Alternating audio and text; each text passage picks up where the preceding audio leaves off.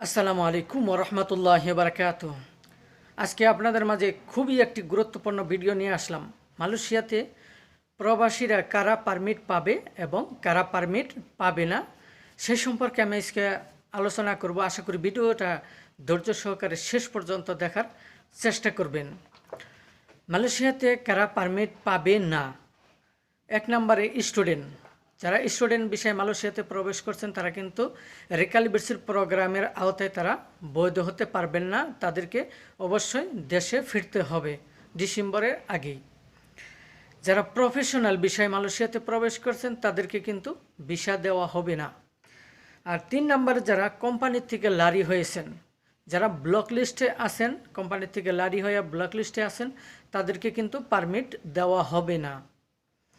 আর যারা মাইজির ভিসা নিয়ে সমস্যায় আছেন, অনেকেই মাইজির ভিসা ইমিগ্রেশনে লেবি জমা আছে, অনেকেই ভিসা প্রিন্টিংয়ের মধ্যে আছে, অনেকেই জমা দিয়ে রাখছেন, তারা এখন 1 বছর হয়ে যাচ্ছে, তারা এখনও ভিসাটা পাচ্ছে না।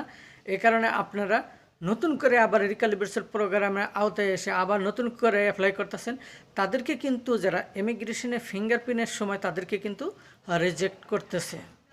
যেহেতু আপনার অ্যাপ্লাই করা আছে মাইজির ভিসার মধ্যে, আপনি রেজিস্ট্রেশন করা আছে মাইজির ভিসা, আপনার প্রিন্টিংয়ে আছে, লেবি জমা দেওয়া আছে, আপনি সেটা বাদ দিয়ে আবার রিক্যালিব্রেশন প্রোগ্রামে আওতায় এসে আবার নতুন করে রেজিস্ট্রেশন করে আবারই করতেছেন, সেটা কিন্তু আপনার ফিঙ্গারের সময় কিন্তু আপনাকে লাল সিল মারবে এবং রিজেক্ট করবে।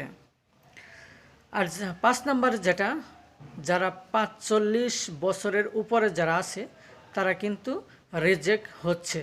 45 বছরের উপরে যারা আছে তাদেরকে ইমিগ্রেশন থেকে কিন্তু লাল সিল মারতেছে। যারা 6P'র ভিসা, 6P'র ভিসা একই নিয়ম, যে এর আগে যে মাইজিটা বললাম, এই মাইজির মতো 6P'র ভিসা এখন এইরকমই। যারা 6P'র ভিসা নিয়ে অনেক দ্বিধাদ্বন্দ্বে আছে যে 6P'র ভিসা বের হচ্ছে কিনা, 6P'র ভিসা দিবে কিনা, এটা নিয়ে অনেক সমস্যার ভিতরে অনেকেই আছে। আমার ভিডিওর কমেন্ট বক্সে অনেকে কমেন্টস করছে যে 6P'র ভিসা দিবে কিনা, এটা নিয়ে অনেকে দ্বিধাদ্বন্দ্বে আছে। 6P'র ভিসা যাদের পেন্টিংয়ের মধ্যে আছে তাদেরকে কিন্তু ভিসা দিচ্ছে, এবং ভিসা যাদের পেন্টিংয়ের মধ্যে আছে, প্রসেসিংয়ে আছে, তাদের ভিসা অবশ্যই বের হবে। আপনারা নতুন করে আবার রিক্যালিব্রেশন প্রোগ্রামে আওতায় আসবেন না। 6P'র ভিসা এবং মাইজির ভিসা, আপনারা যারা ভিসা প্রিন্টিংয়ে আছে, লেবি জমা দেওয়া আছে, তারা কখনোই রিক্যালিব্রেশন প্রোগ্রামে আওতায় আসবেন না। আসলে কিন্তু আপনার যে অ্যাপ্লাই করবে, অ্যাপ্লাই ঠিক হবে, কিন্তু যখন ফিঙ্গারপ্রিন্ট করবার যাবেন 10 আঙ্গুলে, তখন কিন্তু আপনাকে রিজেক্ট করা হবে এবং লাল সিল মারা হবে। এগুলা যাদের ভিসা হবে না তাদের জন্য 2টি পথ খোলা আছে।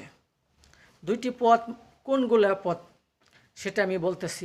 1 নম্বরে 2021 সালের ডিসেম্বরের 31 তারিখের আগে দেশে যেতে হবে। আর 2 নাম্বার হচ্ছে চলতি মাসের অক্টোবর, অক্টোবর চলতেছে, অক্টোবরের 15 তারিখ অথবা 16 তারিখে যাদের ভিসা দিচ্ছে না, যাদের রিজেক্ট করছে, তাদেরকে নিয়ে একটি মিটিং হবে, হয়তো 15 তারিখ, হয়তো 16 তারিখে, এই মাসের মাঝামাঝিতে একটা মিটিং হবে। সেই মিটিংয়ের মধ্যে আপনারা সত্যতা যেটা সেটাই আপনারা জানতে পারবেন, যে আপনাদের যাদের রিজেক্ট করা হয়েছে তাদের কি পারমিট দিবে কি দিবে না, সেটা কিন্তু অবশ্যই আপনি জানতে পারবেন। আগে হতাশ হওয়ার দরকার নাই, আমার এই ভিডিওটা শোনা আর কেউ হতাশ হবেন না। যেহেতু এই মিটিংয়ে যাদের রিজেক্ট করছে তাদের নিয়েই একটা মিটিং হবে। যদি আপনাদের কপাল ভালো থাকে তাহলে অবশ্যই আপনি পারমিট করতে পারবেন। আরেকটি কথা, মালয়েশিয়াতে যারা নৌপথে মালয়েশিয়াতে প্রবেশ করেছেন, যারা নৌকার পথে যারা মালয়েশিয়াতে প্রবেশ করছেন, তাদেরকে কিন্তু অনেকেরই ভিসা দিচ্ছে, আবার অনেকেরই ক্যান্সেল করে দিচ্ছে এবং লাল সিল মারতেছে। এ কারণে আপনারা যারা নদীর পথে আসছেন তারাও আপনারা রেজিস্ট্রেশন করতে পারবেন, তারাও ভিসা করতে পারবেন। এটা ভিসা দেওয়া আর না দেওয়া এটা একান্তই ইমিগ্রেশনের ব্যাপার। তাতে কিছু কিছু প্রবাসীরা আছে তাদেরকে ভিসা দিচ্ছে, যারা নৌপথে মালয়েশিয়াতে প্রবেশ করছে তাদেরকে ভিসা দিচ্ছে। এ কারণে মালয়েশিয়াতে যারা বসবাস করছেন, যারা অবৈধ আছেন, তারা আপনারা চেষ্টা করেন বৈধ হওয়ার জন্য।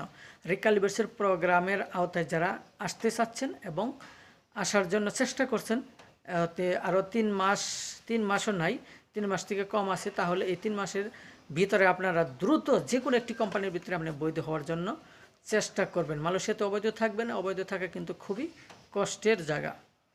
তাহলে আমি বললাম কি, কাদেরকে ভিসা দেওয়া হবে না? স্টুডেন্ট ভিসা দেওয়া হবে না, প্রফেশনালে, তাহলে কোম্পানির থেকে লারি হয়েছে এবং মাইজি ভিসা এবং বয়স 45 এবং 6P এডি ভিসা কিন্তু দেওয়া হবে না। যাদের আরেকটি কথা বলি, যারা 5 বছর 6 বছর হয়ে গেছে, যারা লারি মারছেন, তাদেরকে কিন্তু ভিসা দিচ্ছে বর্তমান অবস্থায়।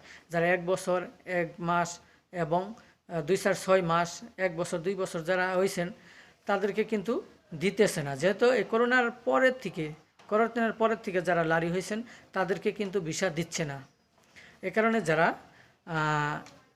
5 বছর 6 বছর যারা লারি হয়েছেন, তারা ব্লক লিস্ট নাই, তারা কিন্তু আবার নতুন করে ভিসা পাবেন এবং ভিসা দিচ্ছে মালয়েশিয়ান সরকার। আর কাদেরকে ভিসা দিবে না আর কাদেরকে ভিসা দিবে, সেটা হলো একান্তই ইমিগ্রেশনের ব্যাপার। যারা স্টুডেন্ট ভিসা, তাদেরকে প্রতিনিয়ত সবাইকে ক্যান্সেল করছে।